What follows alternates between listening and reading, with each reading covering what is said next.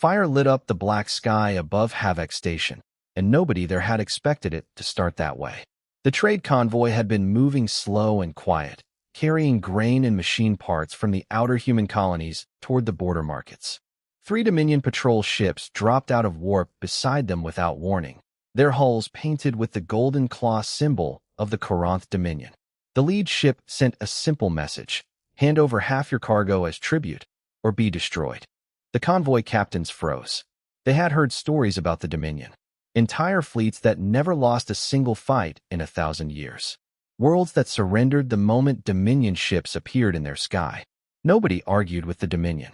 Nobody except the ship flying escort duty that day, a single human warship called the ISV Reckoning. Captain Dale Ashworth sat in his chair with his boots up on the console, chewing on a piece of dried fruit, watching the Dominion ships close in on the screen. He was not a young man anymore. Gray had crept into his beard years ago, and his hands carried scars from wars most of his crew had only read about in history files.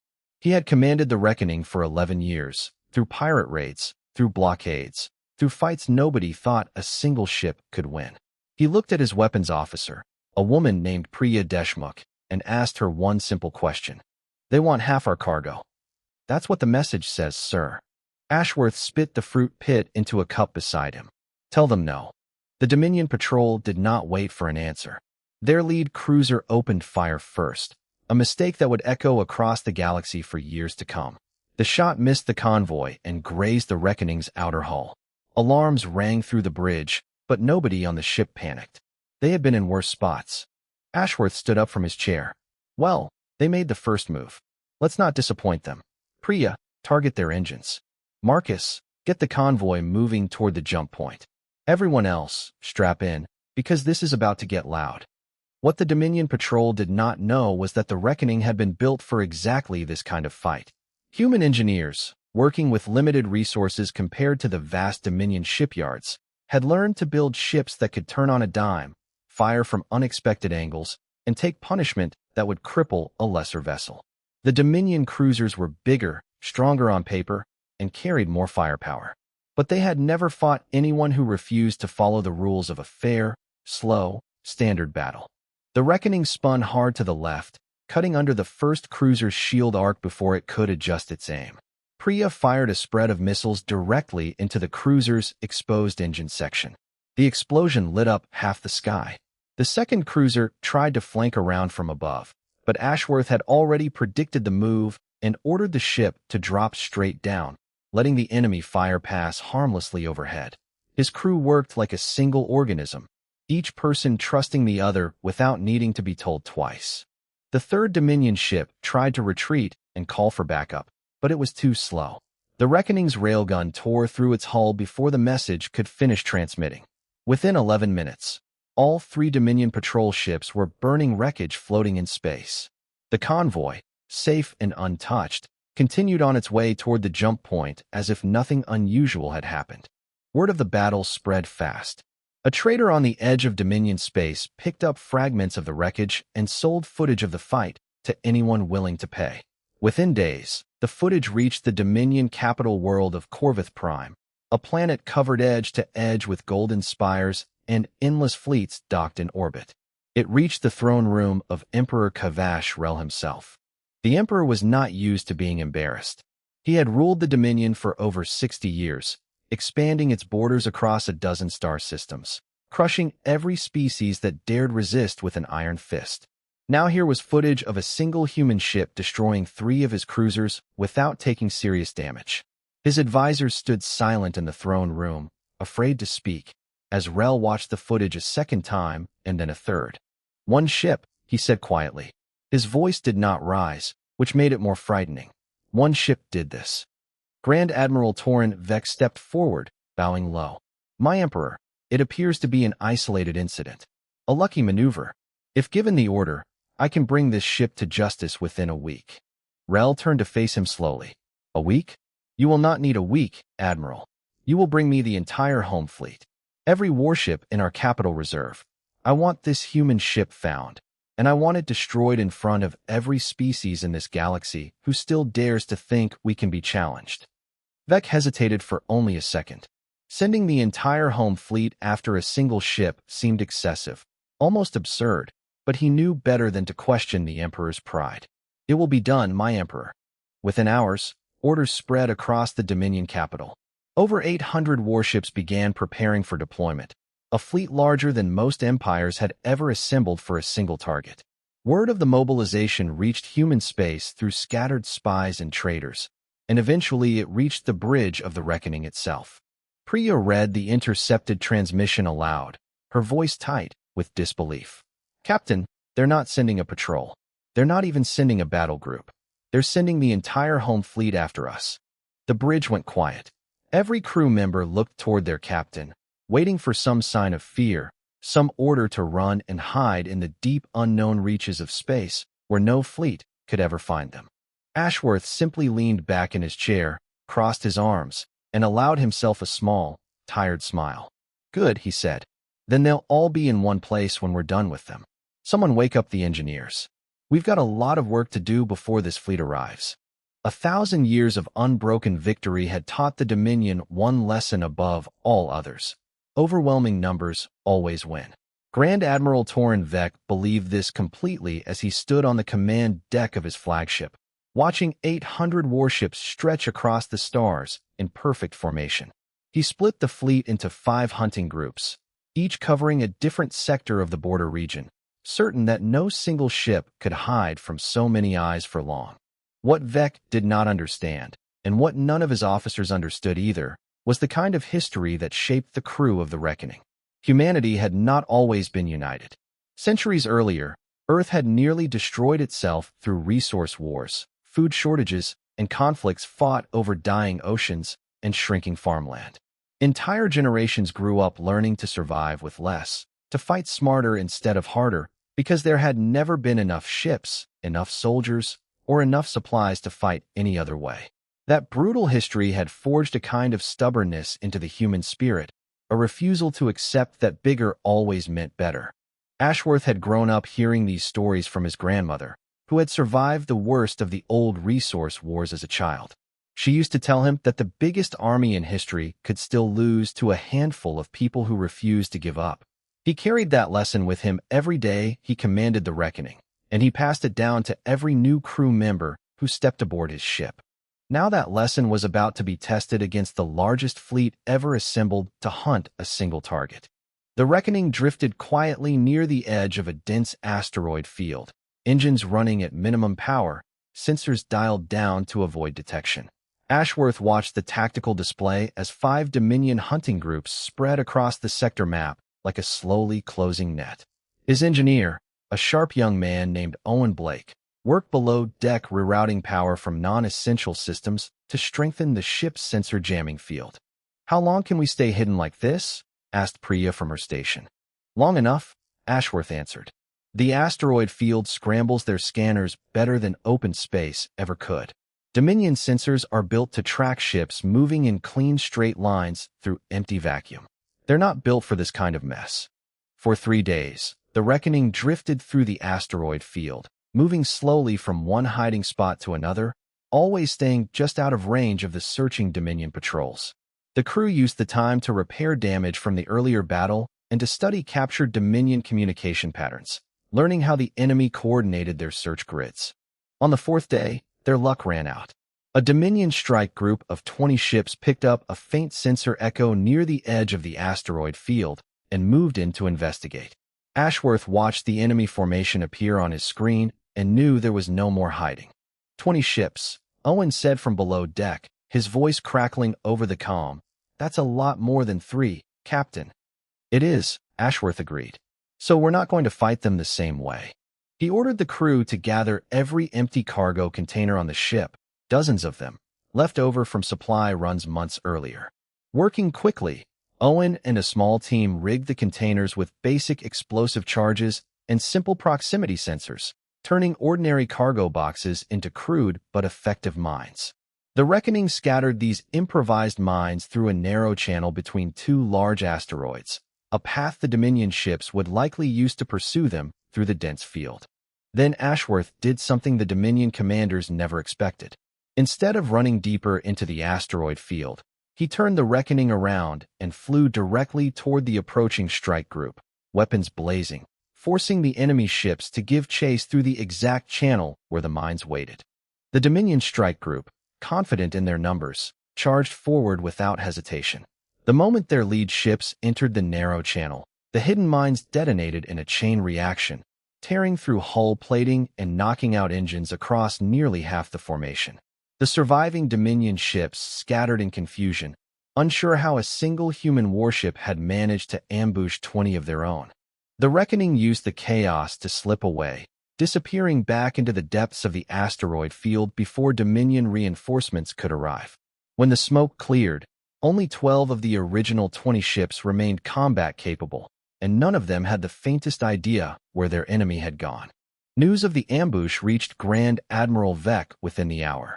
He stared at the damage reports in silence, running the numbers again and again, trying to understand how a single ship with a fraction of the firepower had crippled an entire strike group. This was not luck. Luck did not build mines out of cargo containers or predict exactly which channel an enemy fleet would use to give chase. This was doctrine, a way of fighting that Vec had never studied and did not fully understand. He requested an emergency meeting with his senior officers, demanding access to newer weapons technology still being tested in the capital shipyards, including a prototype flagship known only as the Voidbreaker. His pride would not allow him to admit defeat, but his instincts told him this hunt would not be as simple as the Emperor believed. Back aboard the Reckoning, the crew allowed themselves a brief moment to celebrate the small victory, though Ashworth remained cautious. Their ammunition reserves were running dangerously low after the ambush, and the ship had taken damage that would need real repairs, not quick patches held together by Owen's engineering skill alone. Ashworth walked to the communications station and began composing a message, encrypted and compressed into a single burst transmission designed to slip past Dominion sensors undetected. He addressed it to United Earth Command, the unified defense fleet protecting human space, and included details of everything they had learned about Dominion tactics, formations, and weaknesses. As the message launched into the void, aimed toward the distant lights of human territory, Ashworth allowed himself a quiet thought. They had survived the opening moves of this hunt. Now it was time to see if the rest of humanity was ready to answer the call. Deep inside a fortified command center on Earth's moon, an alarm chime broke the quiet routine of the night shift. A junior officer nearly dropped his cup when the encrypted burst transmission decoded itself across the main screen, revealing a message that seemed almost too strange to believe. A single warship, alone at the border, had survived contact with the entire Dominion home fleet and was still fighting. Fleet Commander Ruth Callahan was called from her quarters within minutes. She read the message twice before she fully trusted it. Callahan had spent 30 years building and training United Earth Command, humanity's unified defense fleet, formed after the old nations had finally agreed that survival required standing together instead of apart. She had always believed that day might come when humanity would need to prove itself against a power greater than anything Earth had faced before. She simply had not expected it to start with one stubborn captain refusing to back down from an empire. "Give me everything we have on the Reckoning," she said, already walking toward the command floor, "and begin full fleet mobilization. If Captain Ashworth can hold off 800 Dominion ships with one warship, then Earth is going to make sure he isn't fighting alone for much longer." The mobilization would not happen overnight. United Earth Command's main battle fleet was scattered across several systems, some ships still undergoing repairs, others training new recruits far from the border. Callahan estimated it would take weeks to gather a fleet large enough to make a real difference, and she knew the Reckoning likely did not have weeks to spare. Back at the border, deep inside the asteroid field, the crew of the Reckoning worked to stretch their dwindling resources as far as possible. During a routine patrol of the outer debris field, they discovered the drifting wreck of a small Dominion scout ship, heavily damaged but not destroyed, likely abandoned during the earlier ambush. Ashworth ordered a boarding team to investigate, hoping to find spare parts or fuel cells they could use. What they found was far more valuable than parts. Owen managed to access the scout ship's damaged computer core, pulling fragments of Dominion fleet communication logs, supply routes, and command structure information that had never been available to human intelligence before. "This is incredible," Owen said, scrolling through translated data on his tablet. "Their whole command structure runs through strict layers. Nobody below a certain rank can make an independent decision without approval from 3 levels above them. Every officer has to report up the chain before changing tactics mid-battle." Ashworth studied the information carefully, a slow understanding forming in his mind. "That's their weakness," he said. "They're not slow because they lack skill. They're slow because they're not allowed to think for themselves in the middle of a fight. We don't have that problem." Priya crossed her arms, considering the strategy forming around them. "So if we can force them into situations where they need to react fast, before their chain of command can respond, we can beat them even when they outnumber us." "Exactly," Ashworth said. "We just need the right battlefield to make that happen." Sensor readings soon revealed a massive stellar nebula drifting near the edge of the sector, a dense cloud of gas and charged particles that would scramble sensors and communications for any ship inside it. It was the perfect place to force the rigid Dominion command structure into chaos. Ashworth set a course toward the nebula, allowing the Reckoning's presence to be detected just enough to draw pursuit from a nearby Dominion patrol squadron. Grand Admiral Vec, still recovering from the earlier humiliation at the asteroid field, ordered a squadron of 30 ships to pursue the signal into the nebula, determined to finally corner his elusive target. The squadron commander, a proud officer named Dren Callis, entered the nebula with confidence, expecting his numbers to overwhelm whatever trap awaited him. Inside the thick clouds of gas, Dominion sensors failed almost immediately, reduced to short-range visibility only. Communication between ships became delayed and unreliable, forcing captains to rely on outdated protocols that required constant confirmation from their commanding officer before taking any independent action. The Reckoning, already familiar with using environmental hazards to its advantage, moved through the nebula with practiced precision, striking isolated ships one at a time before retreating back into the haze. Dren Callis tried desperately to reorganize his squadron, but every order took too long to relay through the interference, and by the time instructions reached his ships, the situation on the battlefield had already changed. Panic began to spread through the Dominion formation as ships fired blindly into the clouds, sometimes striking their own allies by mistake. By the time the Reckoning finally slipped free of the nebula and returned to open space, 6 Dominion warships had been destroyed and several more had suffered critical damage. The remaining ships limped back toward the main fleet in disarray, their sensors still scrambled, their commander humiliated in front of his crew. Grand Admiral Vec received the report with a tightening jaw. A fifth of the pursuing squadron had been wiped out by a single enemy ship using nothing but a natural gas cloud and a deep understanding of Dominion weaknesses. He stared at the tactical map for a long time, running calculations that no longer made sense to him. Every advantage his fleet held on paper seemed to mean nothing against an opponent who refused to fight by predictable rules. "This is no longer a simple hunt," Vec admitted quietly to his second-in-command. "This ship understands us better than we understand it." Aboard the Reckoning, the crew allowed themselves only a brief moment of relief before returning to work. Ammunition reserves were critically low, hull damage needed urgent repair, and supplies were running thin after weeks of constant evasive maneuvers. Ashworth knew they could not keep winning small victories forever. Eventually, sheer numbers would catch up with them if reinforcements did not arrive in time. He stood at the main viewport, watching the swirling colors of the nebula fade behind them as the ships set course for the nearest neutral system where they might resupply. Somewhere out among the stars, United Earth Command was gathering its strength, but Ashworth had no way of knowing how much time they truly had left before Dominion numbers finally closed the gap for good. Word of the disaster inside the nebula spread through the Dominion fleet faster than Grand Admiral Vec could control it. Officers who had once mocked the idea of a single human ship causing real damage now whispered nervously among themselves, wondering how many more of their comrades would die chasing a target that refused to behave like a normal enemy. Vec understood that his reputation, and possibly his life, depended on ending this hunt quickly. Pride alone was no longer enough. He needed something the Reckoning could not outmaneuver. He sent an urgent request to the Dominion capital, asking for permission to deploy the Empire's newest experimental flagship, a vessel known as the Voidbreaker.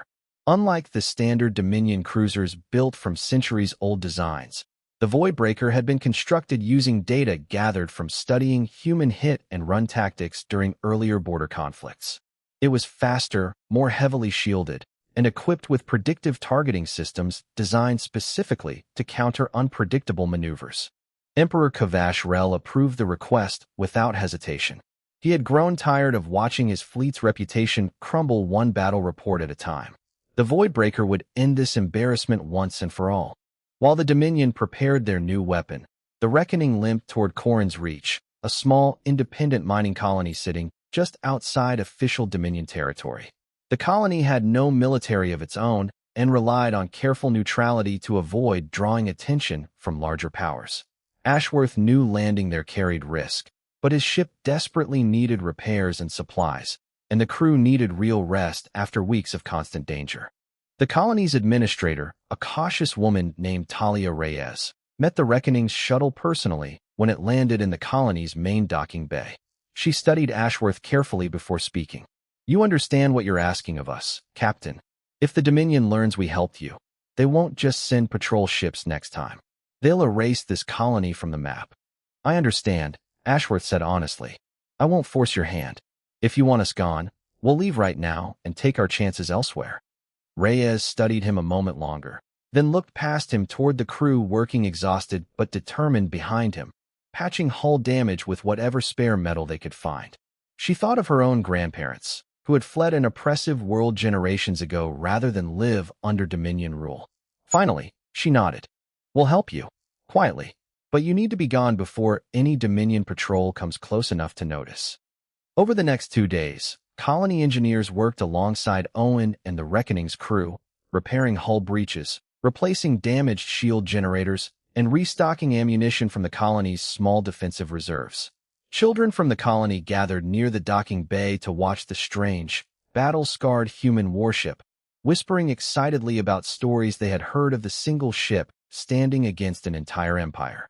For a brief moment, the crew allowed themselves to feel something like peace. That peace shattered on the 3rd day when colony sensors detected a massive fleet formation entering the system, far larger and faster than any patrol group they had seen before. At the center of the formation moved a ship unlike anything Dominion forces had used before, sleek, dark, and bristling with weapon emplacements. The Voidbreaker had arrived, and it had brought most of Vec's remaining fleet with it. Reyes rushed to the docking bay, her voice tight with fear. "Captain, they're already inside sensor range. If they detect our colony assisted you, they'll destroy everything here." Ashworth's jaw tightened as he watched the tactical display fill with incoming contacts. He turned to his crew, already moving toward their stations. "Emergency launch, now? Owen, are the repairs holding?" "Enough to fly," Owen answered from below deck. "Not enough to fight that thing head-on." "We're not fighting it here," Ashworth said.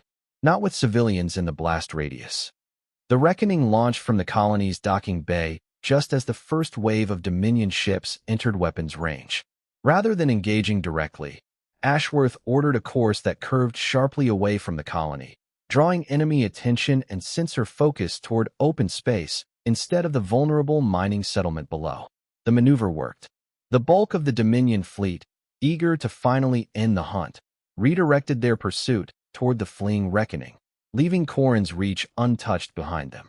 Aboard the Voidbreaker, Vec watched the Reckoning's retreat with narrowed eyes, refusing to celebrate too early.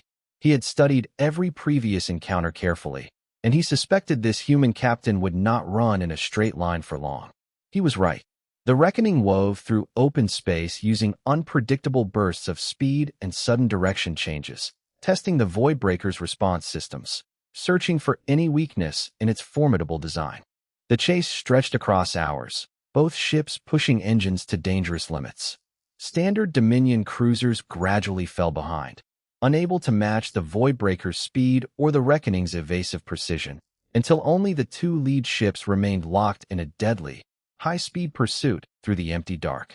Ashworth studied the enemy flagship's movements on his tactical display, noting how its shields flared brighter during sudden directional shifts, a small but telling detail.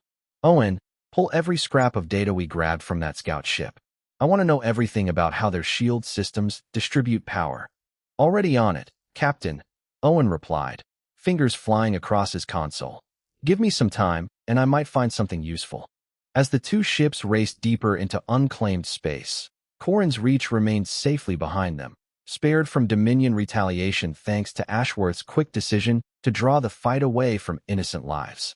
But the crew of the Reckoning understood their greatest challenge, yet was only beginning. The Voidbreaker had been built specifically to defeat them, and unlike the fleet before it, this enemy would not make the same mistakes twice. Somewhere far behind them, United Earth Command's gathering fleet continued its slow march toward the border, still too distant to offer immediate help. For now, the Reckoning stood alone against the deadliest weapon the Dominion had ever built, with nothing but skill, knowledge, and stubborn human will standing between them and destruction. Sparks drifted through the dark corridors of the Reckoning as the ship shuddered under another glancing hit from the Voidbreaker's forward cannons. The chase had finally led both vessels into a dense asteroid belt on the far edge of the sector, a place Ashworth had chosen deliberately, hoping the scattered rocks might offer some advantage against an enemy that had proven faster and better armored than anything they had faced before. Owen's voice crackled over the comm from engineering, strained but steady. Captain, I found something. Their shield harmonics spike every time they perform a hard directional shift. There's a window, just a fraction of a second, where their rear shield arc drops almost completely. Ashworth gripped the arms of his chair as another impact rattled the bridge. How small a window are we talking about? Small, Owen admitted. Maybe half a second. But if we can force them into a hard turn at the right moment and hit that exact spot when it happens, we might actually get through. Priya was already recalculating firing solutions, sweat beading on her forehead as she worked. I can time a shot for it, Captain, but we'll only get one clean chance. If we miss, we won't have enough power left for a second attempt. Ashworth studied the asteroid field ahead, then looked at the pursuing Voidbreaker closing in from behind. Then we make sure they turn exactly when we need them to. Marcus, plot a course straight through the narrowest gap in that field ahead. Make it look like we're trying to escape through it. The Reckoning dove toward a tight corridor between two massive asteroids, engines screaming under the strain.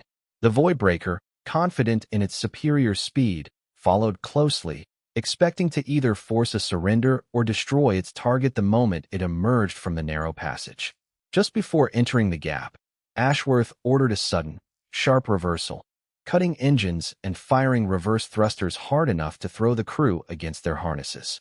The unexpected move forced the Voidbreaker to execute an emergency hard turn to avoid colliding with the asteroid field at full speed. For half a second, exactly as Owen had predicted, the enemy ship's rear shields flickered and dropped. Now Priya, Ashworth shouted. Priya fired every remaining weapon system at once, concentrating the full force of the Reckoning's arsenal directly into that brief opening. The shots tore through the Voidbreaker's weakened rear shields and slammed into its exposed hull, triggering a chain of internal explosions that rippled visibly along its dark surface.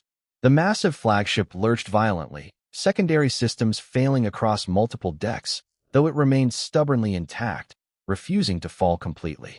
Aboard the Voidbreaker, Grand Admiral Vec was thrown from his command chair as alarms blared through the bridge. He pulled himself up, staring in disbelief at the damage reports scrolling across his console. His flagship, built specifically to counter this exact enemy, had still been outmaneuvered and wounded by a ship a fraction of its size.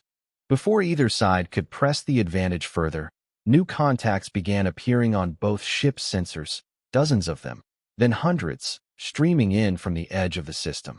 United Earth Command's fleet had finally arrived, led personally by Fleet Commander Ruth Callahan aboard her flagship, the Endeavour. Took you long enough, Ashworth muttered under his breath, though relief flooded through him as he watched friendly ships spread across the battlefield. What followed was unlike anything the Dominion had ever experienced. United Earth Command's ships, smaller and less numerous than the full Dominion fleet, moved with the same unpredictable coordination that had made the Reckoning so difficult to defeat. Formations shifted rapidly based on real-time battlefield conditions, with individual captains empowered to make split-second decisions without waiting for approval from higher command. Dominion ships, still bound by their rigid chain of command, struggled to respond fast enough as human forces struck weak points and retreated before proper counterattacks could be organized. Vec watched the battle unfold with a growing sense of dread, realizing too late that his entire approach to warfare had been built on assumptions that no longer applied. He opened a direct communication channel to the Reckoning, his voice tight, with barely controlled anger and grudging respect. "Captain Ashworth," Vec said, his translated voice carrying clearly across the bridge. "I do not understand your people. You are outnumbered. You have always been outnumbered. Yet you fight as though numbers mean nothing." Ashworth stood and faced the screen directly, his expression calm despite the chaos surrounding them. "Numbers matter, Admiral, but they're not everything. My people learned a long time ago that survival isn't about who has the most ships. It's about who's willing to adapt when everything falls apart. Your empire conquered 1,000 worlds by making them afraid to fight back. We were never afraid.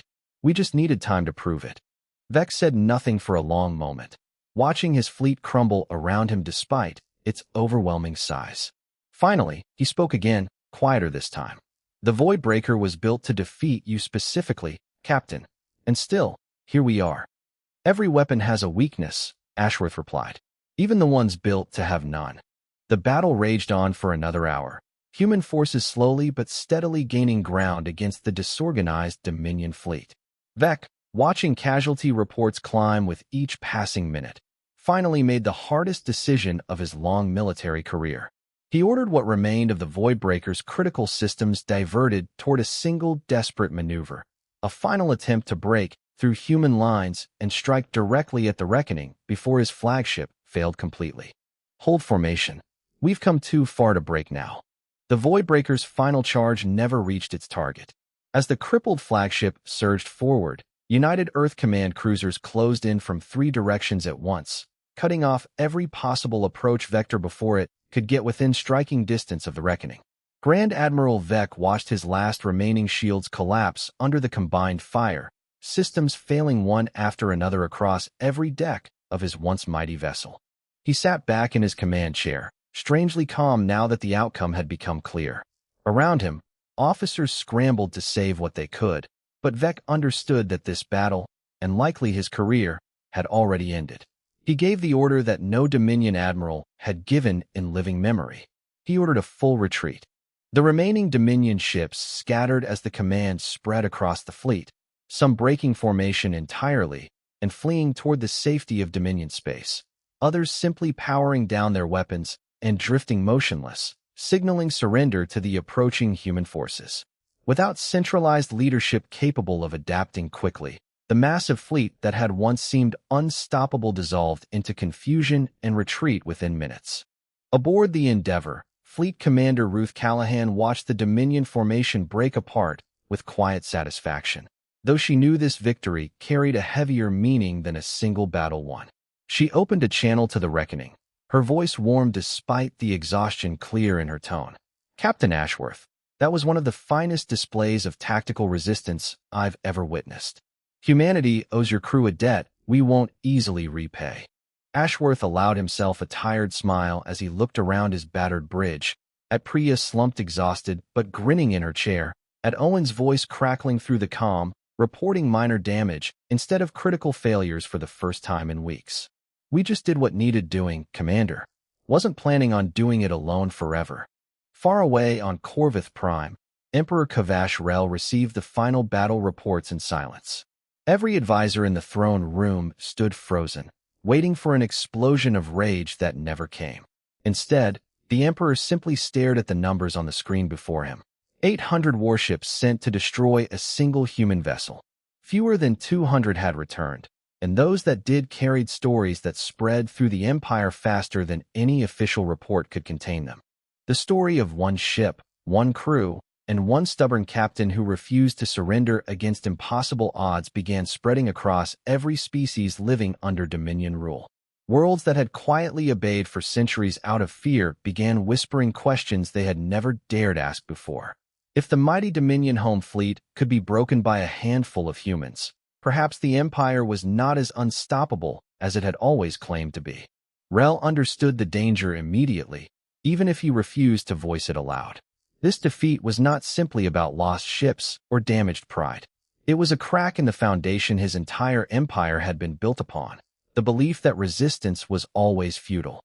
He dismissed his advisors and sat alone in his throne room for a long time, staring out at the golden spires of his capital, wondering how many more worlds would begin to question his authority now that the impossible had been proven possible.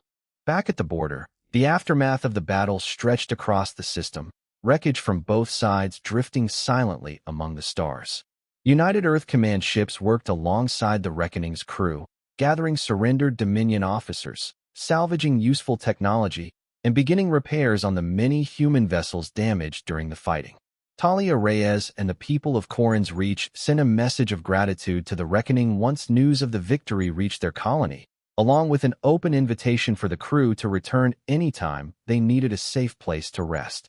Grand Admiral Vec, taken as a prisoner of war along with the surviving crew of the Voidbreaker, requested a private meeting with Ashworth before being transferred to a secure United Earth Command facility. The two men stood facing each other in a quiet holding area aboard the Endeavor.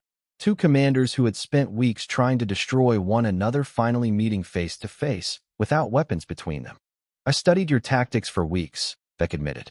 "I built an entire ship specifically designed to counter you. And still I lost." "You built a ship to fight the way we fought last month," Ashworth replied. "We were already 3 steps ahead by the time it arrived. That's the difference between us, Admiral. Your empire expects the future to look like the past. We never had that luxury." Vec considered this for a long moment before nodding slowly, something like respect crossing his weathered features. "Perhaps that is why your people frighten mine so deeply. You do not fight like an empire expecting to rule forever. You fight like people who have already lost everything once and refuse to lose it again." Ashworth said nothing, but the words settled heavily in the quiet room, carrying more truth than either man fully understood in that moment. Weeks later, aboard the newly repaired Reckoning, Ashworth stood alone on the bridge during the night cycle, watching the stars stretch endlessly beyond the viewport. The battle was over, but he understood better than most that this victory marked only the beginning of something much larger. Word of humanity's defiance had spread across a dozen star systems now, reaching species who had lived under Dominion control for generations, planting seeds of rebellion that would take root regardless of what the Empire tried to do to stop it. Priya walked onto the bridge quietly, joining him at the viewport without a word. After a long silence, she finally spoke. "You think this is really over, Captain?" Ashworth kept his eyes on the stars, thinking of Vec's words, of the Emperor's silence, of 1,000 worlds that had just learned the Empire could bleed after all. "No," he said quietly. "I think it's just getting started." Behind them, the crew continued their work, repairing systems, restocking supplies, preparing for whatever challenges waited beyond the horizon. The Reckoning had survived the impossible, standing alone against an empire that had never known defeat, and in doing so, it had changed something far greater than a single battle. Across the galaxy, in star systems the crew had never even visited, the story continued to spread. The Empire sent its entire fleet after one human warship. They never returned. And now, for the first time in 1,000 years, the galaxy dared to wonder what else the Dominion might lose next.